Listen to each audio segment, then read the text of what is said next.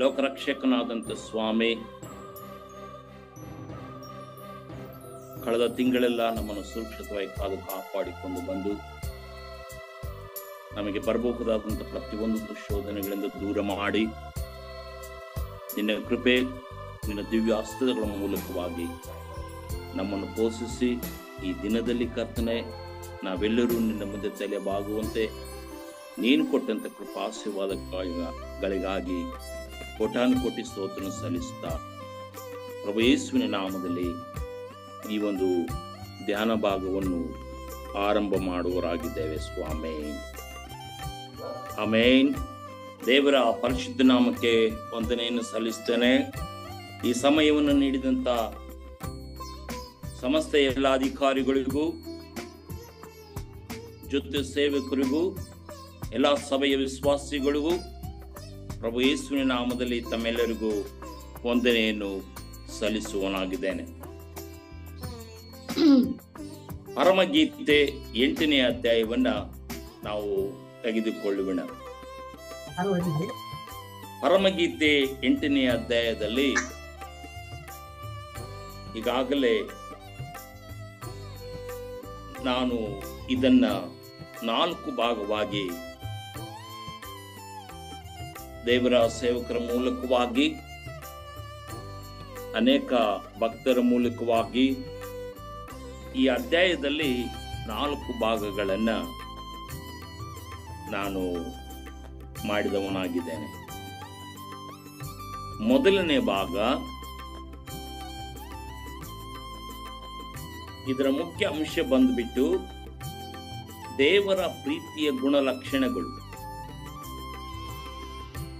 ದೇವರ ಪ್ರೀತಿಯ ಕಾಳಜಿ ಎಂತಕ್ಕಂಥದ್ದು. ಮೊದಲನೇ ಭಾಗ 1ರಿಂದ 4 ವಚನಗಳು ಪ್ರೀತಿಯ ಸಂಭಾಷಣೆ, 5ರಿಂದ 7 ವಚನದವರೆಗೂ ಪ್ರೀತಿಯ ಫಲ, 8ರಿಂದ 12ನೇ ವಚನದವರೆಗೂ ಪ್ರೀತಿಯ ಕಾಳಜಿ, 13ರಿಂದ 14ನೇ ವಚನದವರೆಗೂ ಪ್ರೀತಿಯ ಬಯಕೆ. ಪ್ರಿಯ ಕ್ರೈಸ್ತ ಸಮುದಾಯವೇ, ಈ ಅಧ್ಯಾಯವು 7ನೇ ಅಧ್ಯಾಯದಿಂದ ಪ್ರಾರಂಭವಾಗುತ್ತದೆ. 7ನೇ ಅಧ್ಯಾಯದಲ್ಲಿ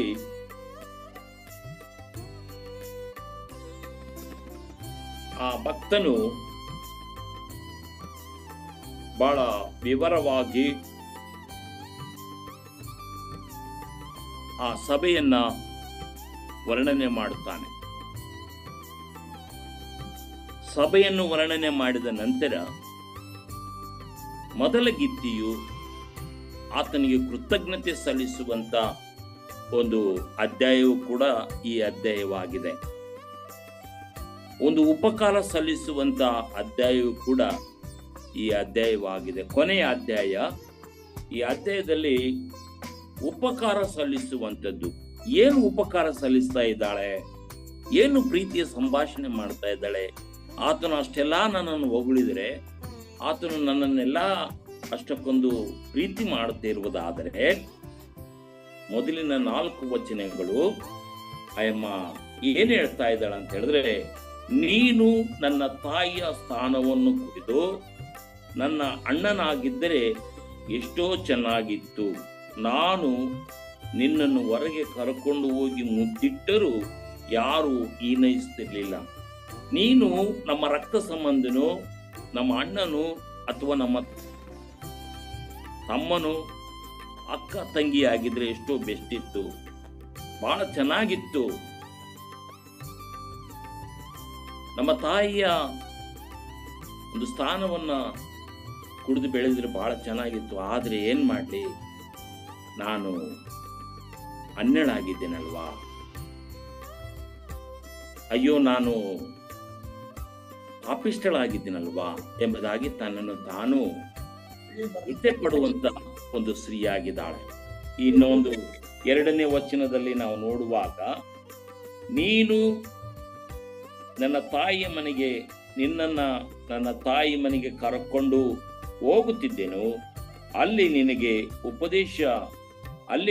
ನೀನು ನನಗೆ ಉಪದೇಶ ಮಾಡಬಹುದಾಗಿತ್ತು.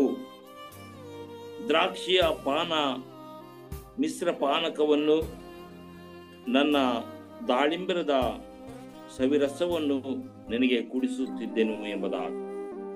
ಆಯಮ್ಮನ ಸಂಭಾಷಣೆ, ಆಯಮ್ಮನ ಮಾತುಗಳು ಎಷ್ಟು ಎಂಪಾಗಿ, ಕೃತಜ್ಞತೆಯ ಮಾತುಗಳು. ನನ್ನನ್ನು ಇಷ್ಟೆಲ್ಲ ಒಂದು ವರ್ಣನೆ ಮಾಡ್ತಾ ಇದೀಯಾ, ನನ್ನನ್ನು ಇಷ್ಟೆಲ್ಲ ಇದು ಮಾಡ್ತಾ ಇದೀಯಾ, ನನ್ನ ರಕ್ತ ಸಂಬಂಧ, ನಾನು ಅನ್ಯನಾಗಿದ್ದೇನೆ, ನಾನು ಪಾಪಿಷ್ಠನಾಗಿದ್ದೀನಿ. ಸಭೆ ದೇವರಿಗೆ ಕೃತಜ್ಞತೆ ಸಲ್ಲಿಸುವಂಥದ್ದು, ದೇವರಿಗೆ ಉಪಕಾರ ಸಲ್ಲಿಸುವಂಥದ್ದು, ದೇವರಿಗೆ ಒಂದು ರೀತಿಯಲ್ಲಿ ಕೃತಜ್ಞತೆ, ಒಂದು ರೀತಿಯಲ್ಲಿ ಉಪಕಾರ ಹೇಳುವಂಥದ್ದು. 4ನೇ ವಚನದಲ್ಲಿ, 3ನೇ ವಚನದಲ್ಲಿ, ಆಗ ನಿನ್ನ ಎಡಗೈ ನನಗೆ ತಲೆದಿಂಬವಾಗಿ ಬಲಗೈ ನನ್ನನ್ನು ತಬ್ಬುತ್ತಿತ್ತು ಎಂಬುದಾಗಿ. ಆ ಅಮ್ಮ ಎಷ್ಟು ಆ ವ್ಯಕ್ತಿಯನ್ನ, ಆ ದೇವರನ್ನ ಎಷ್ಟು ಪ್ರೀತಿಯಲ್ಲಿ ಹಂಬಲಿಸ್ತಾ ಇದ್ದಾಳೆ.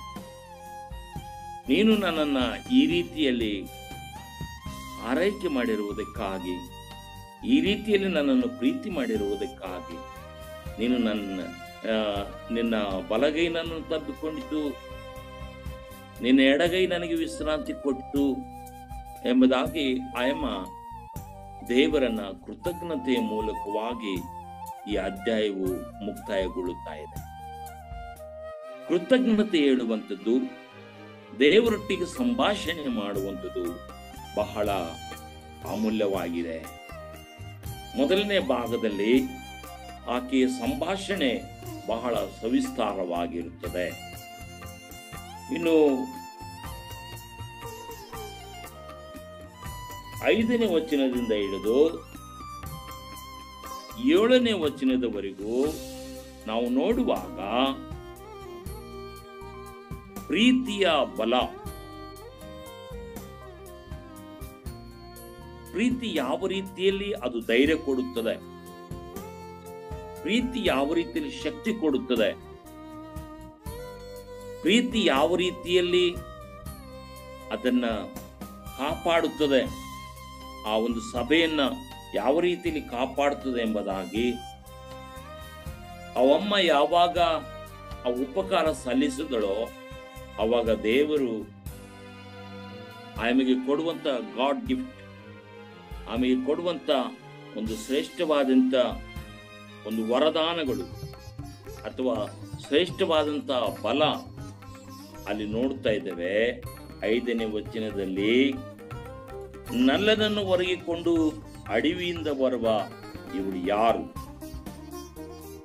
ಆ ಸೇವು ಮರದ ಕೆಳಗೆ ನಿನ್ನನ್ನು ಎಬ್ಬಿಸಿದೆನಲ್ಲ, ಈಗೋ ಅಲ್ಲಿ ನಿನ್ನ ತಾಯಿಯು ನಿನ್ನನ್ನು ಎತ್ತಳು, ಅಲ್ಲೇ ಪ್ರಸವೇದನೆ ಪಟ್ಟು ನಿನ್ನನ್ನು ಪಡೆದಳು. ನೀನು ಯಾವ ಪರಿಸ್ಥಿತಿಯಲ್ಲಿದ್ದಿ, ನೀನು ಯಾವ ಸ್ಥಿತಿಯಲ್ಲಿದ್ದೀಯಲ್ಲವಾ, ಆ ಸ್ಥಿತಿಯಿಂದ ಈಗ ನೀನು ರಕ್ಷಣೆ ಹೊಂದಿದೀಯ. ಈ ಲೋಕ ನಮ್ಮನ್ನು ಆಶ್ಚರ್ಯಪಡುವ ರೀತಿಯಲ್ಲಿ ನೋಡುತ್ತದೆ.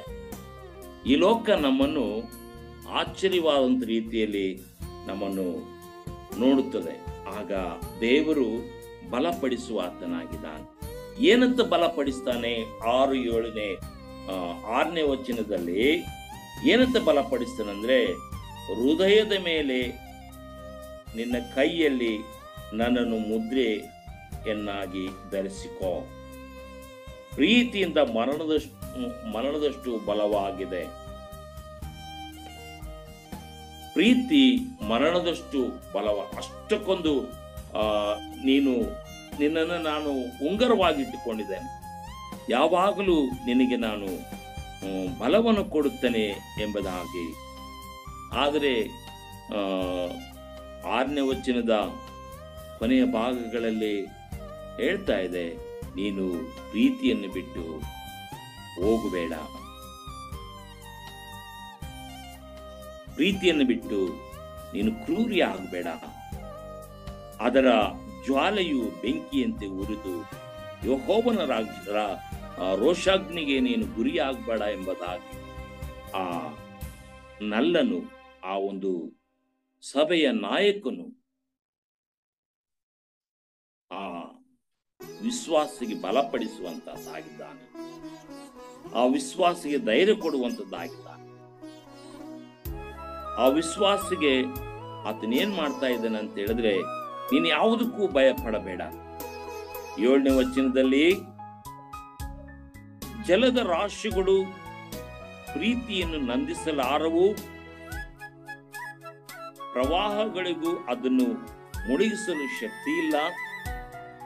ಒಬ್ಬನು ತನ್ನ ಮನೆ ಮಾರನ್ನೆಲ್ಲ ಕೊಟ್ಟು ಪ್ರೀತಿಯನ್ನು ಪಡೆಯಲು ಯತ್ನಿಸಿದರೆ ಕೇವಲ ತಿರಸ್ಕರಕ್ಕೆ ಗುರಿಯ. ನೀನು ಎಷ್ಟೇ ಮಾಡಿದರೆ ಕಾಲಕ್ಕೂ ದೇವರನ್ನು ನೀನು ಮರಿಬೇಡ. ನೀನೆಷ್ಟೇ ಸಂಪಾದನೆ ಮಾಡಿದ್ರು ಕೂಡ ದೇವರನ್ನು ಬಿಟ್ಟು ಅಗಲಬೇಡ. ದೇವರ ಪ್ರೀತಿ ನಿನಗೆ ಬಲವನ್ನು ಕೊಡುತ್ತದೆ, ದೇವರ ಪ್ರೀತಿ ನಿನಗೆ ಸಹಾಯವನ್ನು ನೀಡುತ್ತದೆ, ದೇವರ ಪ್ರೀತಿ ನಿನ್ನನ್ನ ಶಕ್ತಿಯನ್ನು ನೀಡುತ್ತದೆ ಎಂಬುದಾಗಿ ಭಕ್ತನು ಅಥವಾ ಯೇಸು ಸ್ವಾಮಿ ನಮಗೆ ಧೈರ್ಯವನ್ನ ನೀಡುವಾತನಾಗಿದ್ದಾನೆ. ಯಾಕಂತ ಹೇಳಿದ್ರೆ ದೇವರ ವಾಕ್ಯದಲ್ಲಿ ನಾವು ನೋಡುತ್ತೇವೆ, ಯೆಶಾಯನ ಪ್ರವಾದನ ಗ್ರಂಥ 49:16 ನೋಡ್ತೇವೆ. ಯೆಶಾಯನ ಪ್ರವಾದನೆ ಗ್ರಂಥ 49:16 ಏನ್ ಹೇಳ್ತದೆ? ಹಲೋ, ಕೇಳಿಸ್ತದೆ. ಯೆಶಾಯನ ಪ್ರವಾದನೆ 49:16 ಓದಯ್ಯ. ಇಗೋ, ನನ್ನ ಅಂಗೈಗಳಲ್ಲಿ ನಿನ್ನನ್ನು ಚಿತ್ರಿಸಿದ್ದೇನೆ, ನಿನ್ನ ಪೌಳಿ ಗೋಡೆಗಳು ಸದಾ ನನ್ನ ಕಣ್ಣೆದುರಿನಲ್ಲಿವೆ. ನೋಡಿ, ಎಷ್ಟು ಧೈರ್ಯ ಕೊಡ್ತಾ ಇದ್ದೆ, ಎಷ್ಟು ಬಲವೊಂದು. ನೋಡಮ್ಮ, ನೀನು ಭಯ ಪಡಬೇಡ. ನೋಡ್ ಸಭೆ, ನೀನು ಭಯ ಪಡಬೇಡ. ನಾನು ನಿನ್ನನ್ನು ಅಂಗೈಯಲ್ಲಿ ಚಿತ್ರಿಸಿಕೊಂಡಿದ್ದೇನೆ. ನಾನು ನಿನ್ನನ್ನು ಎಷ್ಟಕ್ಕೊಂದು ಇನ್ನ ಒಂದು 8-12 ವಚನಗಳಲ್ಲಿ ನಾವು ನೋಡುವಾಗ 8-12 ವಚನಗಳಲ್ಲಿ ಆ ಪ್ರೀತಿ ಇನ್ನೂ ಹಾಗೆ ಮುಂದುವರಿಯುತ್ತಾ ಇದೆ. ಆ ಪ್ರೀತಿ ಬಲವನ್ನು ಕೊಡುವುದಲ್ಲದೆ ಪೋಷಣೆ ಮಾಡುವಂಥದ್ದಾಗಿದೆ, ಅಥವಾ ಕಾಳಜಿ ತೋರಿಸುವಂಥದ್ದಾಗಿದೆ. ಆ ಪ್ರೀತಿ, ಆ ಸಭೆಗೆ ಇರತಕ್ಕಂಥ ಪ್ರೀತಿ, ಅದು ಕಾಳಜಿ ಅಥವಾ ಪೋಷಿಸುವಂಥದ್ದಾಗಿದೆ. ಯಾವ ರೀತಿಯಲ್ಲಿ ಪೋಷಣೆ ಮಾಡ್ತದೆ ಅಂತ ಹೇಳಿದ್ರೆ 9ನೇ ವಚನ, ಅವಳು ಕೋಟೆಯಾದ್ರೆ ಅದರ ಮೇಲೆ ಬೆಳ್ಳಿಯ ಬುರುಜನ್ನು ಕಟ್ಟುವೆನು. ನೋಡ್ರಿ, ಅದು ಎಷ್ಟು ರೀತಿಯಲ್ಲಿ ಭದ್ರಪಡಿಸ್ತಾ ಇದೆ.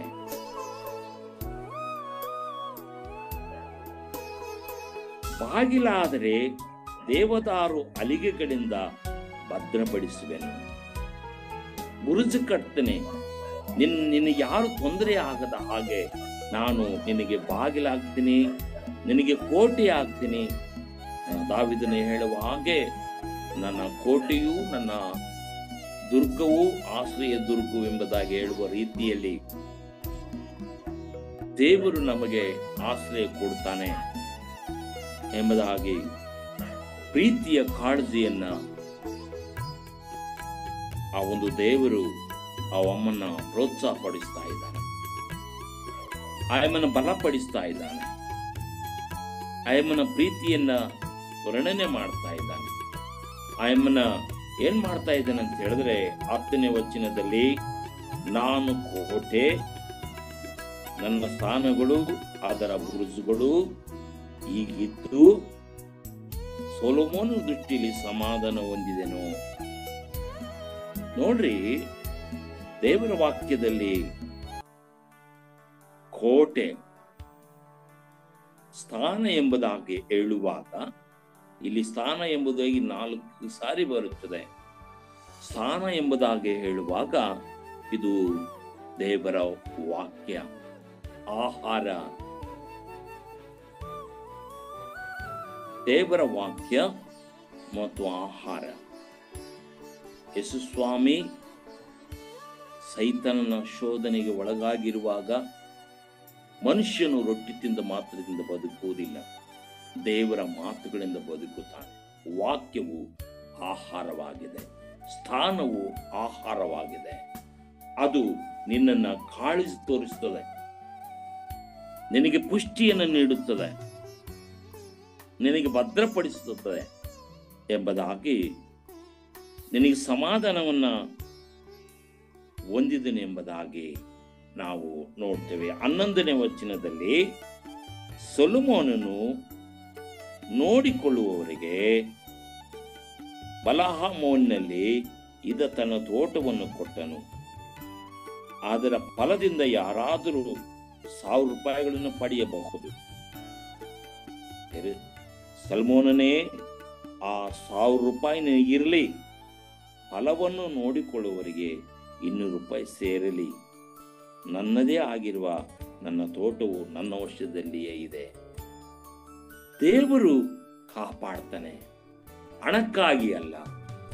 ಸೇವೆಯಲ್ಲಿ ಇದು ಸೇವೆಯ ಕುರಿತು ಮಾತನಾಡುತ್ತದೆ. 1000 ರೂಪಾಯಿ ಕೊಡ್ತೀನಿ ಎಂಬುದಾಗಿ ಕಾಪಾಡುವಂಥದ್ದು ಎಲ್ಲವೂ ನಿನಗೆ ಇರಲಿ, ಆದರೆ ನನ್ನನ್ನು ಕಾಳಜಿಯಿಂದ ನೋಡಿಕೊಳ್ಳುವಂಥದ್ದು ಬಹಳ ಒಳ್ಳೆಯದು ಎಂಬುದಾಗಿ ನಾವು ಈ ಒಂದು ವಾಕ್ಯ ಭಾಗದಲ್ಲಿ ನಾವು ನೋಡುತ್ತೇವೆ. ನಮ್ಮನ್ನು ಕಾಳಜಿ ವಹಿಸುತ್ತದೆ, ನಮ್ಮನ್ನು ಕೋಟೆಯಾಗಿ ನಮ್ಮನ್ನು ಭದ್ರಪಡಿಸುತ್ತದೆ. ನಮ್ಮನ್ನು ಒಂದು ಬಾಗಿಲಾಗಿ ಭದ್ರಪಡಿಸುತ್ತದೆ. ಮಾತ್ರವಲ್ಲದೆ ನಮಗೆ ಹಣ ಮುಖ್ಯ ಅಲ್ಲ, ಆತನ ಪ್ರೀತಿ ಬಹಳ ಮುಖ್ಯ ಎಂಬುದಾಗಿ ನಾವು ತಿಳ್ಕೊಳ್ಬೇಕು. ಇನ್ನು ಕೊನೆಯಲ್ಲಿ 13ರಿಂದ 14ರವರೆಗೂ ಪ್ರೀತಿಯ ಬಯಕೆ ಅಥವಾ ಪ್ರೀತಿಯ ಥ್ಯಾಂಕ್ಸ್. ಈಗ ಈ ಒಂದು ಅಧ್ಯಾಯವನ್ನು ಮುಕ್ತಾಯ ಮಾಡುವಾಗ ಉಪಕಾರ ಹೇಳ್ತೀವಲ್ವ, ನನ್ನ ಮನವೇ ಯೆಹೋವನನ್ನು ಕೊಂಡಾಡು ಎಂಬುದಾಗಿ ಹೇಳ್ತೀವಲ್ಲ, ಅದೇ ರೀತಿಯಲ್ಲಿ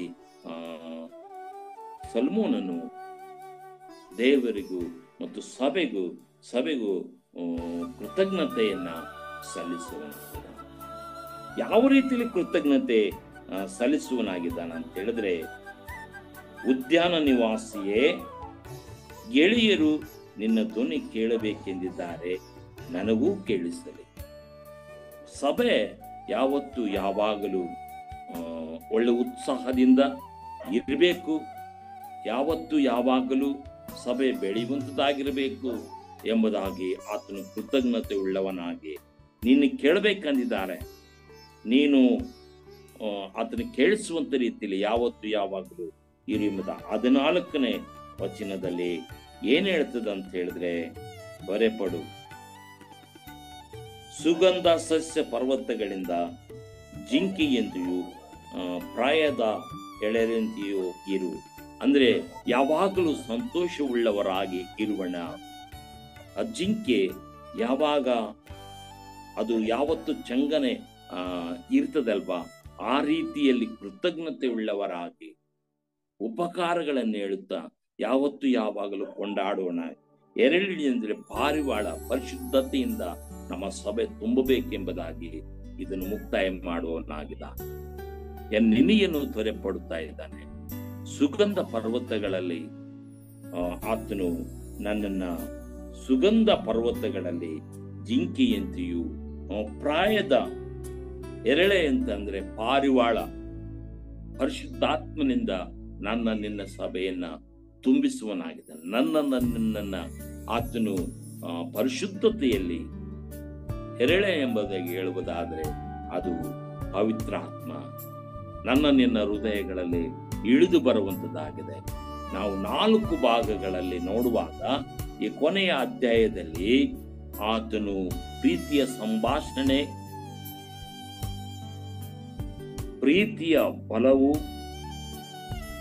ಪ್ರೀತಿಯ ಕಾಳಜಿ ಮತ್ತು ಪ್ರೀತಿಯ ಬಯಕೆ, ಇವುಗಳನ್ನ ನಾವು ಸಭೆಯಲ್ಲಿ ಇಟ್ಟುಕೊಂಡು ದೇವರಿಗೆ ಪ್ರೀತಿಯನ್ನು ತೋರಿಸುವುದಾದರೆ ನಾವು ಜಿಂಕೆಯಂತೆಯೂ ಪಾರಿವಾಳದಂತೆಯೂ ಪರಿಶುದ್ಧರಾಗಿ ಜೀವಿಸುತ್ತೇವೆ ಎಂಬುದಾಗಿ ಸಲ್ಮೋನನು ಈ ಒಂದು ಗೀತೆಯನ್ನು ಮುಕ್ತಾಯ ಮಾಡುವ. ಪ್ರಿಯ ಕ್ರೈಸ್ತ ಕುಟುಂಬ, ಪ್ರಿಯ ವಿಶ್ವಾಸಿಗಳಾದಂಥ ನಾವೆಲ್ಲರೂ ಆತನ ಪ್ರೀತಿಯನ್ನು ಯಾವತ್ತು ಬಿಡದ ಹಾಗೆ, ಯಾವತ್ತು ಯಾವಾಗಲೂ ಸಂತೋಷವುಳ್ಳವರಾಗಿ, ಯಾವತ್ತು ಯಾವಾಗಲೂ ಪ್ರೀತಿಮಯವುಳ್ಳವರಾಗಿ ಆತನನ್ನ ವರ್ಣನೆ ಮಾಡುತ್ತಾರೆ. ಆತನು ನಮ್ಮ ರಕ್ತ ಸಂಬಂಧಿ, ಆತನು ನಮ್ಮ ಬಂಧು ಬಳಗ, ದೇವರು ನಮ್ಮ ಜೊತೆಗಾರನು, ದೇವರು ನಮ್ಮ ಬಲವು, ಕೋಟೆಯು ದುರ್ಗವಾಗಿದ್ದಾನೆಂಬುದಾಗಿ ಆತನಿಗೆ ಯಾವತ್ತು ಕೃತಜ್ಞತೆ ಹೇಳುವವರಾಗಿದ್ದಾನೆ. ಆತನು ನಮ್ಮನ್ನು ಬಲಪಡಿಸುವಂತವನಾಗಿದ್ದು ಈ ಒಂದು ಗೀತೆಯಲ್ಲಿ ಕೊನೆಯಲ್ಲಿ ಆತನು ಹೇಳ್ತಾ ಇದ್ದಾನೆ, ನೀನು ಜಿಂಕೆಯಂತೆಯೂ ಪಾರಿವಾಳದಂತೆ ನೀನು ಪರಿಶುದ್ಧನಾಗಿರು ಎಂಬುದಾಗಿ. ನೀನು ಜಿಂಕೆಯಂತೆ ಯಾವಾಗಲೂ ಸಂತೋಷ, ಯಾವತ್ತು ಯಾವಾಗಲೂ ಅದು ಸುಗಂಧವಾದ ವಾಸನೆಯಿಂದ ಬಿಡುತ್ತಾ, ಯಾವತ್ತು ಚಿಂತೆ ತಾಪತ್ರೆಗಳಿಲ್ಲದ ಹಾಗೆ ಕೃತಜ್ಞತೆ ಉಳ್ಳವರಾಗಿರುವಣ ಎಂಬುದಾಗಿ ಸಭೆಗೆ, ಆ ಒಂದು ವಿಶ್ವಾಸಿಗೆ ದೇವರು ಧೈರ್ಯವನ್ನ ಬಲವನ್ನು ಕೊಡುವಂತ ರೀತಿಯಲ್ಲಿ ಈ ಅಧ್ಯಾಯವು ಮುಕ್ತಾಯವಾಗುತ್ತದೆ. ಈ ಉದಯ ಕಾಲದಲ್ಲಿ ದೇವರ ಪ್ರೀತಿಯನ್ನು ಬಿಡದೆ, ದೇವರ ಅನ್ಯೋನ್ಯತೆಯನ್ನು ನಾವು ಬಿಡದೆ, ಯಾವತ್ತು ಯಾವಾಗಲೂ ನಮ್ಮೆಲ್ಲಾ ಕಷ್ಟಗಳಿಗೆ ನಾವು ತಲೆಬಾಗದೆ, ದೇವರು ಆತನ ಪ್ರೀತಿಯಲ್ಲಿ ನಮ್ಮನ್ನು ನಡೆಸುತ್ತಾನೆ.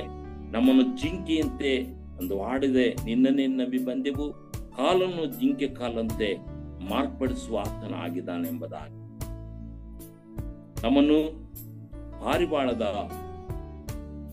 ಹಾಗೆ ನಮ್ಮನ್ನು ಪರಿಶುದ್ಧ ರೀತಿಯಲ್ಲಿ ಮುನ್ನಡೆಸ್ತಾನೆ. ಕಲ್ವರಿ ಚಾಪಲ್ ಚರ್ಚ್ನ ಮುಖ್ಯ ಸಿಂಬಲ್ ಏನಂತ ಹೇಳಿದ್ರೆ, ನಮ್ಮನ್ನು ಪಾರಿವಾಳದ ಹಾಗೆ ನಮ್ಮನ್ನು ಪೋಷಣೆ ಮಾಡ್ತಾನೆ, ನಮ್ಮನ್ನು ರಕ್ಷಣೆ ಮಾಡ್ತಾನೆ ಎಂಬುದಾಗಿಯೇ ಇದು ಮುಕ್ತಾಯಗೊಳ್ಳುತ್ತದೆ.